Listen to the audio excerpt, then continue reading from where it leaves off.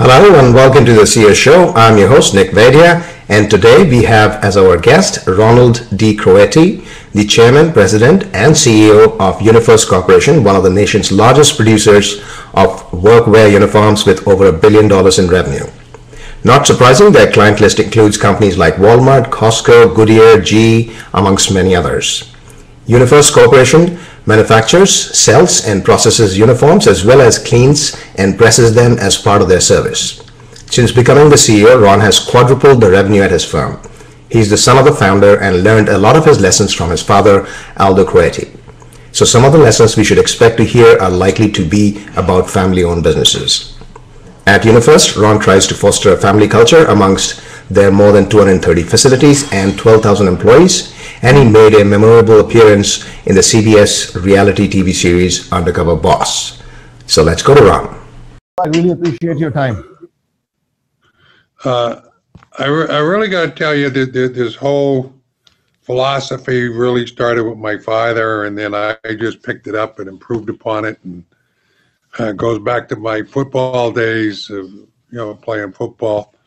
That it's all about building a team and having a plan, the execution of that plan, and doing things with tenacity. And it really comes down to getting good people. We work very hard at attracting people. And then once we have the people, we want to keep them happy. And that goes from whether it's the girl on the floor pressing shirts or one of the top managers that, we basically want to keep people happy, dedicated towards one thing. We have a family culture. We treat people as a family, and it's a focus towards quality customer service. Because without a customer, we're nothing. We have 260,000 customers, or I like to think of as 1.5 million wearers every day. And we're putting clothes on somebody's back, and they're certainly not going to streak to work. But, they want to be dressed well. When they send in 5 shirts, they want to get 5 shirts back, not 4. They want them pressed. They want them, the wear life reasonable in them, not worn out in rags. So we work hard at trying to keep the image of the customer and the wearer, and that's really where it starts, the wearer survey cards, keeping the wearer happy. So if he's happy, he doesn't go to management and complain about the uniform program. And then, if they get complaints, they look at other people. So we know 2 things, keep the wearer happy, build a relationship with the key individual and the decision maker in the account, so that if we do have any miscues, that we have an opportunity to correct them. But we really focus towards quality service. We teach our people in the plant to, if you wouldn't wear it, don't ship it. And that's the mentality that we basically try to instill. Now, we have a lot of programs in the company. We're non-union, Nick. And we have a lot of programs, in you might want to call them programs, projects, or what have you, that focuses towards the workers. And when I say the workers, that's the girl in the office, the girl on the floor, the man in the washroom, the man on the route, the salespeople. So we start with our people when we bring them on board with a buddy system. They're assigned a buddy that first day. They get to know where the toilets are, what the culture is. They get the usual video orientation and so forth, but the buddy introduces them, helps them with their job the first 30 days to get up to where they should be going, meets the other people in the job area. And then, obviously there's supervision and so forth at the same point, but that's a key component of getting the new employee on board. The other thing we basically do for our people is appreciate. The number one thing you want in your job is to be appreciated, and we recognize that. People want to be appreciated not only by the company, but by their supervisor, and we work at that appreciation, and we have a lot of celebrations that go on. We have monthly celebrations for birthday, 10 years, so forth, where they get ice cream or pizza or something. We follow that up with the location manager, and each manager basically runs his own ship. We think of it pretty much like a destroyer or a cruiser. That he's in charge, he's the captain of this ship, this is his crew. And we have a program called Lunch with the Leader, where he will bring in a couple of route people, a couple of sales people, maybe 4 people from the plant, and have a general lunch conversation. Maybe they have a pizza or, Spunky sandwiches or whatever, barbecue down in your neighborhood, that's for sure. And, and they get a general conversation. We have a fourth program that comes. These programs are great. They oftentimes companies have them. How do you differentiate between what may be a lip service to the program or perhaps? Well, you let me give you number 4. This is the key. The key is we have a corporate program called CARE. It's CARE Visit, where we send down 2 or 3 people out of this office, and they meet with basically 6 to 7 people at a time, small groups. Not only their chore is really 2 things. Nobody reads, that's number 1. Number 2, hearsay is basically the way things get passed along. So what these people do is basically do 2 things. They're looking if there are any favoritisms, any thing that supervision might not be doing right. Number 1. Number 2, at the same time, they're selling the company benefits. The profit sharing program, the health program, the 401k, all the different programs that we have. So they're doing 2 things at the same time. They will come back with a report that maybe this supervisor is showing favoritism, or this supervisor is not a good supervisor. He doesn't handle his people right. So we will take some action based on these reports, whether we send somebody to a charm school or we will remove the person if it's so necessary.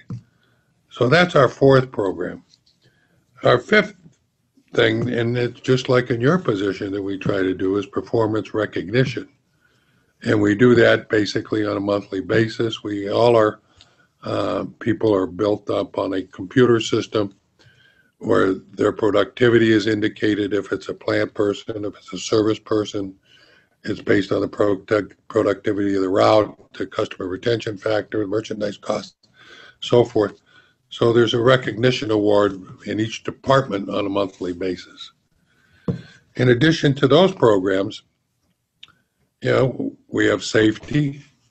Our management, we don't start with a bottom-up safety approach. We start with a top-down safety approach.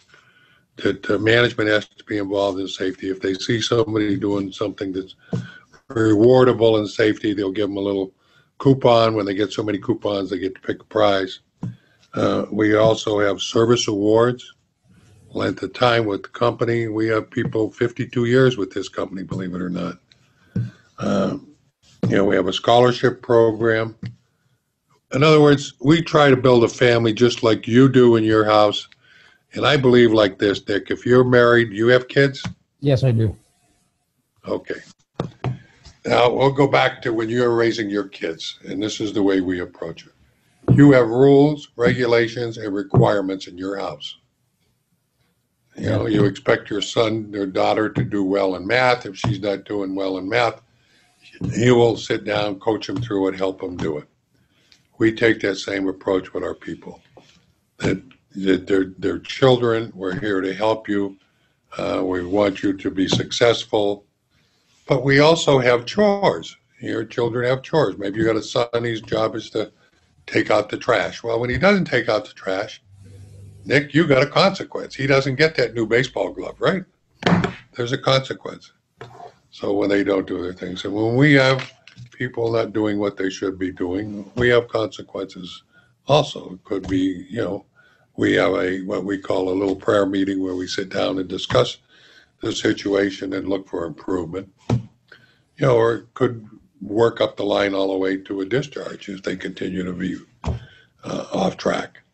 But, we try to treat it and operate like a family, like you are raising your children, with chores, recognition, and consequences, heavy motivation for success. We have opportunity in this company, and as you know, where you're working, every company is starving for good people. And we try to develop our people so that we can continually move them up the line. Because, going down the road in the next 10 years, finding good people is going to be tougher than ever. Right. And, everybody's on Monster, LinkedIn, Glassdoor. You want to keep the good people you got. You want to motivate them, and you want to make success. And we try to get that family involvement. We just don't stop with the employee and all these little rewards and recognitions and appreciations. We want their spouses and family involved. We have family days where we invite the family over to the plants, see what goes on. This is the way your father's work is or your mother's work is. So we try to instill that whole thing in the company. So and all when that, you start putting together these programs, how long has it been? Well, these basic programs, let's go back. I basically started running the company in 1986. I would say these programs have been in effect basically at a high point the last 10 years. It takes time to develop them to people and so forth. So, and have you seen a revenue increase? I think if you look at our track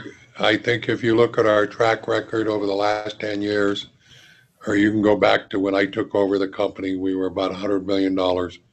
Today we're pushing $1.5 billion.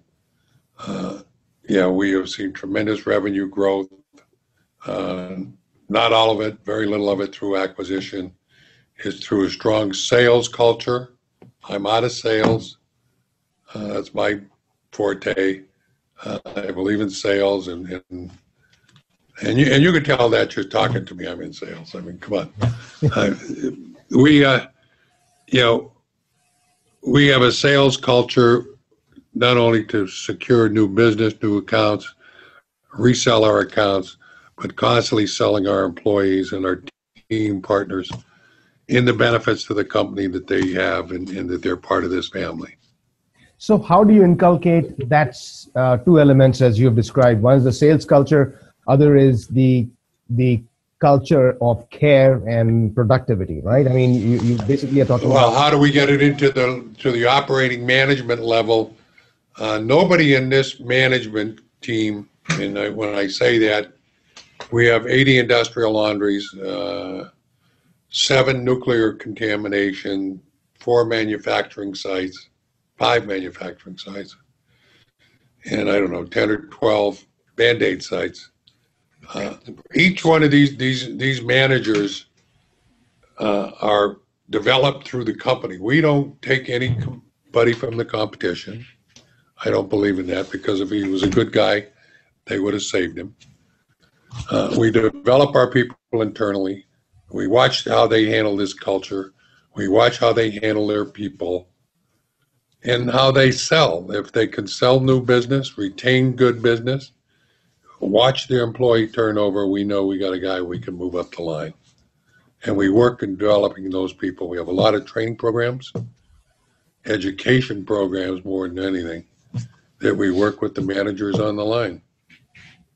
So in your career, and you've had a long, illustrious career, what were some of the pivotal points where you were challenged and you said, this is a problem that you addressed and had? Well, we have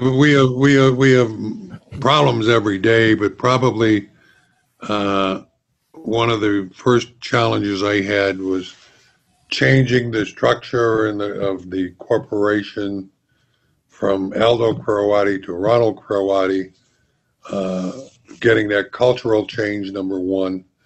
Number two, changing the way we did business. I started the manufacturing cycle, central distribution centers. I believe in technology. Obviously, we're doing this interview on technology. I mean, we've been on VidCon probably for 6 or 7 years now, basically since the downturn of the recession. I invested in this immediately and cut back on travel, and the rewards of VidCon has outpaced the travel probably threefold.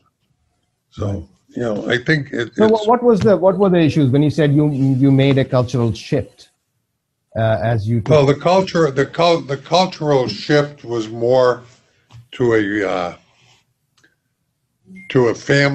strong family dynamics culture, and having rules, regulations, and consequences so that everybody knew what their expectations were, and measuring the results, and then having counseling sessions to move people up the line, to get them to get the performance we were looking for, and to make them part of the team. Was And it I'm not, difficult? I mean, what was the difficulties that you faced in shifting people in that direction? Did you have to? well, not everybody necessarily buys in from an old culture that where there's not a lot of accountability and measurement. Mm-hmm.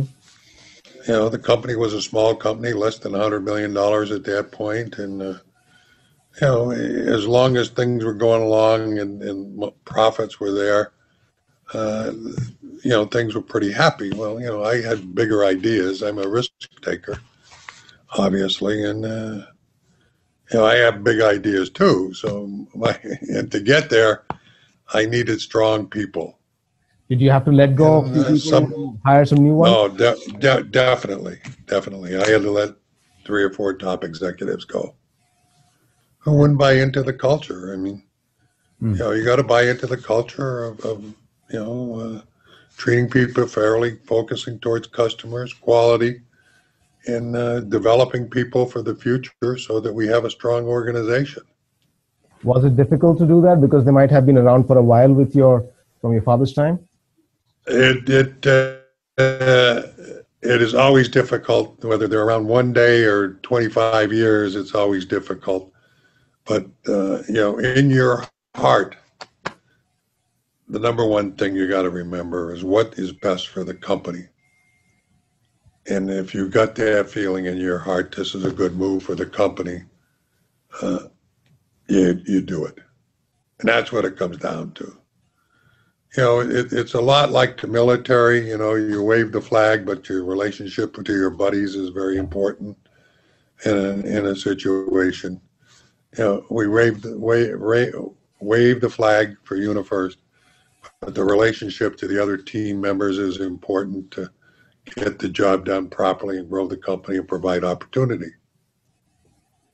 So have you had any ever situations where the challenges were overwhelming and you were looking for some kind of a support from somewhere? How do you handle situations like that where you say, it's overwhelming to me? Or haven't you never had that kind of situation? Well, I'd say, occasionally, rarely, but that's what you have a board of directors for, and you got some experienced people on that board that you sit down and you discuss your issue, and they give you their insight and helps you make a better decision. But emotionally challenging stuff, could be personal or could be otherwise. Are you on track always that, in advance you don't get into those situations? Or have you had situations? Well, I try to stay ahead of it. That's my job, to stay ahead of those situations as much as I can. Yeah. I mean, that all CEOs, if you don't have a strategic plan and don't have a vision, you're not going to be successful. So you need a strategic plan and a vision. And, you have team partners to help you get there. Mm. So your board of directors obviously are supportive, but sometimes the board is not the group that you want to talk with. So do you also have other support systems, like maybe perhaps other CEOs from other companies whom you bounce back? Well, yeah, I would say I have 2 or 3 friends that are in business, running significant operations that you may have a beer with once in a while and you discuss some issues. I mean, Nick, in all honesty, the atmosphere that business has to run in today with the government regulations and the Obama administration regulations that are put forth, it's a challenge every day. Yeah. And I'm sure if you talk to your boss, they're going to tell you. Beg pardon? What about failures? Say it Have you again. come across failures that really? Well, if I was right 100% of the time, I'd be president of the United States. I mean, come Right, on. but big Yeah, failures. you The know. big thing that you said, wow, this was something I didn't anticipate. Well, yeah, I think those things happened. That we didn't anticipate certain events happening. That we made a move on the Unitech side some 15 years ago of bringing nuclear operations into Europe. And we saw that it was a great opportunity. Germany had all these reactors, and we could get the Swiss and so forth. And then, the Japanese incident happened, and Germany shut down all its reactors. And, we got this large investment in Belgium where we were doing the German reactors, and there's no more reactors. And, was Europe a good decision? Well, we had to scramble around and work extra hard to get some of the French business where there's a bigger opportunity, but the French are very protective about putting work outside of their country. Right. Because of employment situations. But, was that a good decision? We've been there 15 years and it's marginally profitable. If I took that money and put it in Canada or in the US or Mexico, I would have got a greater return. But, we made the decision. At the time, it was a good decision, but, politics change things. No, situations outside of your control are obviously outside of your control. It may be an unanticipated or even a risk where you say, well, it may happen, but you took a risk. But what about things where, it's more internal focus that, Ron made a bad choice because of unclear thinking. Has that happened? Well, yeah, I'd say the answer to your question is yes. Sometimes you move people up. You think they're ready to go. They had good performance, sales performance. They get out there and they're captain of their own ship, but they're not as stable as they should be, or they become executive-itis. Is probably a good definition. And and all of a sudden, they're not leading the way they should be leading. We're a business that requires strong personality skills to deal with people, get out there with the customers, build that relationship. And if you think you can sit on your butt in the office and not get out there and see your customers, you're going to be a failure. And that's executive-itis. Well, I don't have to do that anymore. Well, I go out and make sales calls. I go out and see customers. To me, that's a day off.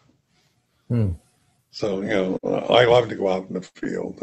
I basically at least 2 days a week out in the field, whether it's at a customer location, whether it's at one of my location, or whether it's at a investors conference. Yeah, no, that's very, very important. In fact, companies where the CEO is directly involved in sales roles tend to be entrepreneurial. The ones that grow fast and demonstrate high growth, the CEO typically is sales oriented. Otherwise, it will never really happen. You're not just an executive; you are also a salesperson, because that's your primary. You cannot do anything, Nick, without a customer, and it's your job as a chief executive officer to always looking for new opportunities to get customers, and to build a team to support that customer. Once you get them, you got to support them. Right. And you have to have good people to support that. Right. Particularly in this business. I mean, we're the clothes on your back. I don't know where you buy your clothes, Men's Warehouse or banks or. Right. But you're when you go in there, that guy's building a relationship with you. He wants you as a customer to come back and buy that suit 2-3 times. And we got that same approach. So, what are the areas where you find leadership skills need to be developed within your team that people might be lacking, or for your own self? What are some of the key areas where, for your company right now, for the company leadership team, that you feel might have some scope? Well, I think I think it goes back to what I basically said to you earlier, that building that family culture and running like a family is constantly got to be reinforced. You constantly got to keep that family atmosphere. It's very easy to go to a czar or dictator atmosphere, and then you get problems. We are a non-union company. Why are we in a non-union company?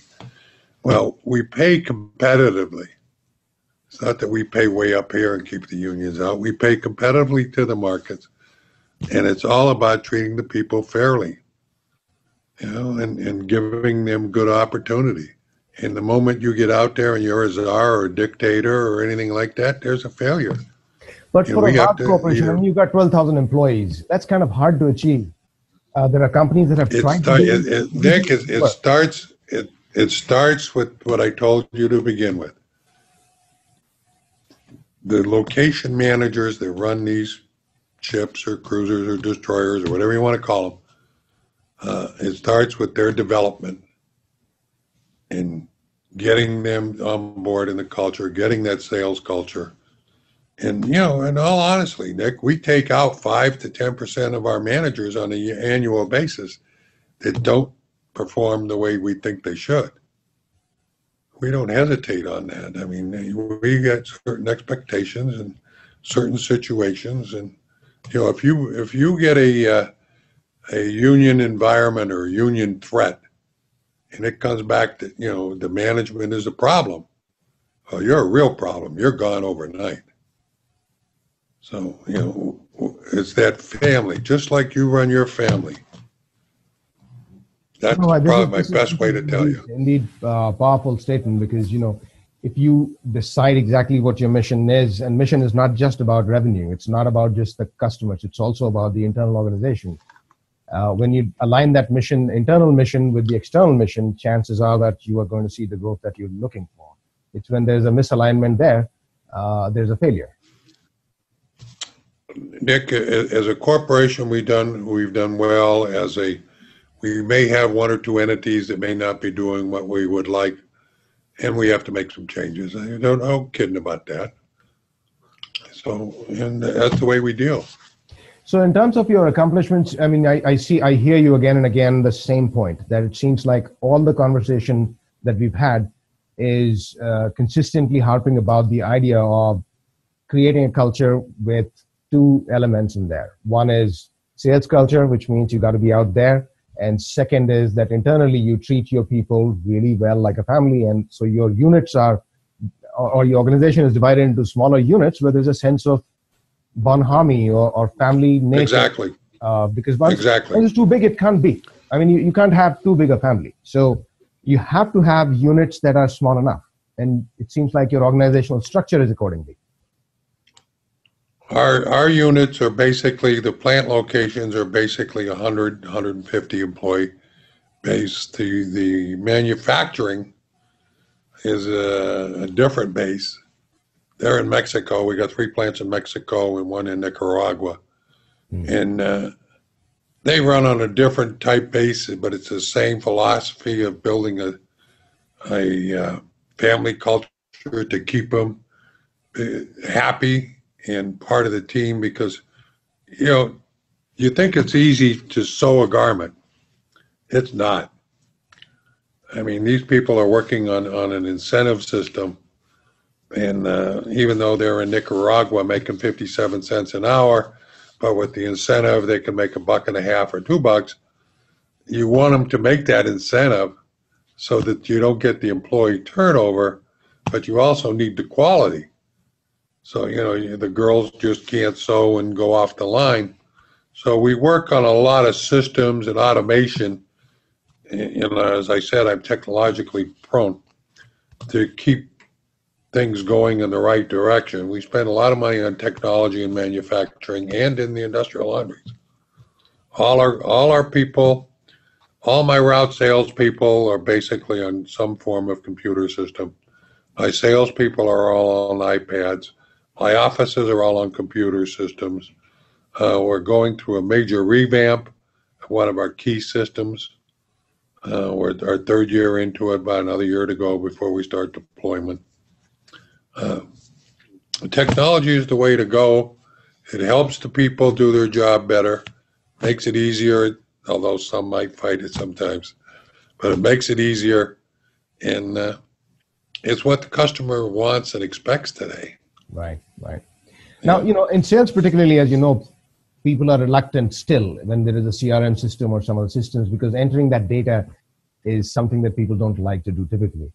How did you deal with that kind of resistance across the board? Because when you go technology, there are actions that people need to take, which they're reluctant to do. Well, I guess my answer to you is it all come down to the system and the keystrokes that the people have to do. If you make it simple for them and not a lot of keystrokes, you go get an airline reservation or something, poor girl's got her in her about 500 strokes. Well, to order a garment, we basically have taken it when you got your iPad or what we call 10-inch in front of you. You do nothing more than click on an existing wearer, then you click on, the type of garment. There's a size chart you click on, and then you just basically have to match it to somebody who's in there. So it's more a point-and-click type system. I think voice is coming. I'm sure you have Bluetooth in your car. You might have voice in your car. You say, call your wife. It doesn't always work, and mine doesn't. It works half the time. But I think voice is the future. I think they will continue to perfect that. But, right now it's still a point and click. Well, Ron, this has been a wonderful conversation, and your consistent insistence on those two elements demonstrates basically, the laser sharp focus on what area needs to be. Once you have a laser sharp focus and clarity of thought, obviously you saw the growth. So I would like to thank you now. And if I have some additional questions, I'd like to get back to you. You certainly can anytime, Nick, and I appreciate the call. And